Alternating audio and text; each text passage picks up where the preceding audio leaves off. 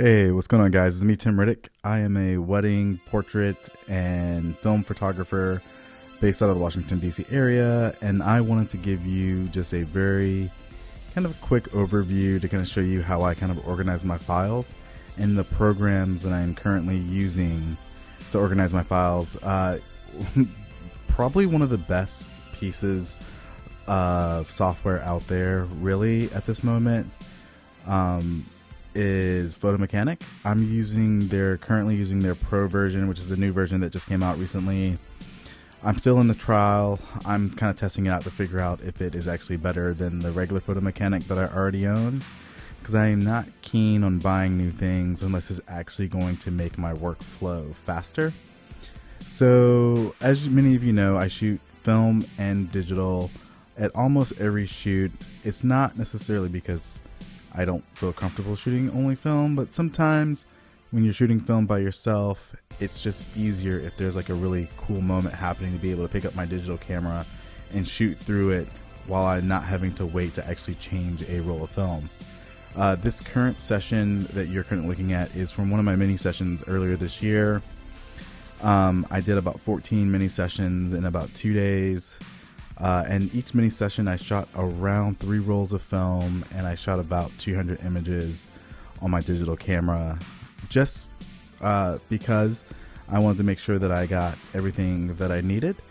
Generally speaking, I average about 25 to 30 images on my mini sessions. And I know it's kind of a strange time this year in 2020, so I also make sure that I take a headshot of every kid, because I know they probably aren't going to have school photos this year. Maybe they will if kids go back to school, but I'm in Northern Virginia and it doesn't look likely. Anyway, so when I use Photo Mechanic, I always start a new folder. As you can kind of see here from my screen, I have the date of the shoot, the type of shoot. This is the P stands for portrait session. The name of the shoot. This is like the Hancock Ohana. Ohana is Hawaiian for family. I'm sure you know that if you've ever watched Lilo and Stitch. And I also have the place where it took place. So this shoot was at Leesylvania State Park in my local town. Just because I also want to make sure sometimes when you are shooting a lot that you can kind of forget where you shot things, or at least I have in the past. So I always like to make sure that I know exactly where I shot it at, and I add that into my description of the shoot in my folder. So then I always label out my folders. 0 for raws, then 1 for film selects, 2 for selected raws. Those are the digital images that I'm going to be more than likely going to deliver. My film rejects, so that way these are the film shots where someone's blinking, or it's like just a duplicate of another shot that I've already taken. I just like to keep all this kind of organized. And then I have 4. I'm going to show you how I kind of do this. This is like my social media stuff that I may share on social media, either on Facebook, Instagram, or Twitter. And then 5 finals. Those are going to be my deliverables. That's what I'm going to deliver to the clients, which is going to go up into their online gallery for them to purchase prints or to share with friends or family. So as you're looking at currently, this is my raws. Now, these are just if I can kind of scroll through here really quickly, these are just the digitals that I shot at this session.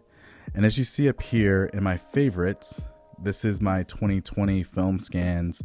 So when I send my film out to the FindLab, huge thumbs up to them, they send them back and they don't necessarily tell me what the shoot is, because 9 times out of 10, I'm sending multiple shoots at the same time just to kind of help with the cost of shipping. Because I ship all my film out overnight, because I want to lower the chance of it getting lost in the mail. So I then can kind of go through my film, as you can kind of see here, some of the shots that I've taken from this same session that I shot on my Contax 645. So that way I can kind of go through these extremely quickly. So I'm just going to kind of cull through this thing. Obviously I'm not going to deliver that, and all I do is hit T if there's a good shot that I like. I know it's slightly out of focus, but I still like that one. Family shot, nope, that's out of focus. Boom, I like that one. I like that one. Yeah, so I make it pretty simple. And then I like to go through and you kind of click here and now you have just your tag photos. So then for my tag photos, I like to go back and I like to color code the ones that I may share in social media. Maybe not that one. I like that one. I like that one with all the family. So that way, when I import these into Lightroom, it will also keep the color codes, so that way I can just kind of pull these up easily. So then what I kind of do is I take this and I hit copy selected photos, and then I come here to my hard drive and I find the shoot. So if you have it all numbered, you can kind of easily find the shoot that you're looking for. And then you can kind of find the folder. Oh, this is the wrong folder because I am silly. And Hancock Ohana, you can find the folder. And then I can put this into my film selects. And then I just hit copy. Super simple stuff. So the same thing, I just kind of do that on repeat.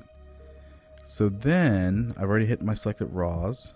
I can then come over here, copy all of these, and I just drag them into Lightroom. I hit import. While this is importing, I also make a smart preview of it so that way I can edit it, so that way my hard drive is not connected to it. And I edit these out. So I'm not going to edit these right away, but I can go through and edit these, and then I can export them into that finals folder if I'm going to keep them. And then what I like to do is once I've done all of that, I'm just going to come through here and do a very quick edit.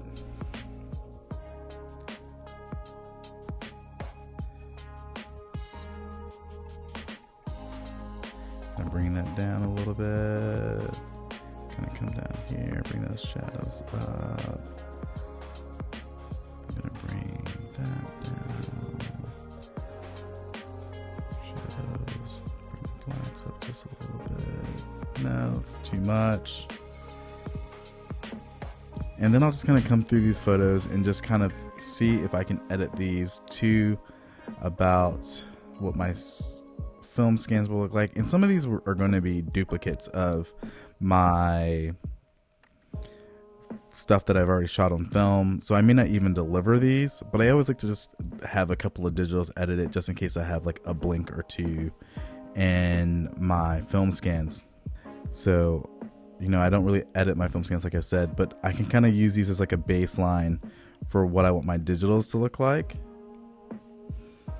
And then I can just kind of put these into my film selects like I have here. And then as you can kind of see, I have the ones that I may share on social media. And then I take these and I copy these again into my finals folder.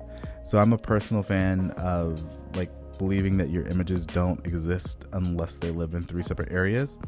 Now my film scans up here are also in the cloud on my computer using iCloud, so that way it makes it a little bit easier for me to actually find them in case I just kind of wanted to look back at my film scans. And I always try to make sure that I copy them to each destination, so that way I'm not moving them back and forth, that I have a copy in the cloud, I have a copy in the folder, I have a copy for my finals, and then when I upload those to Instaproofs, that's my poison of choice when it comes to my client delivery and how I present my images to my clients, I can then export those out and deliver those to my clients. And that's really kind of it, guys. This is kind of how I kind of organize my images for when I'm getting ready to deliver them to clients. I just kind of want to do a very quick video and kind of show you guys what I do and how I get to my final product and how I share it with my clients, and pretty much how I stay organized throughout my shoot, so that way I know exactly where everything is at.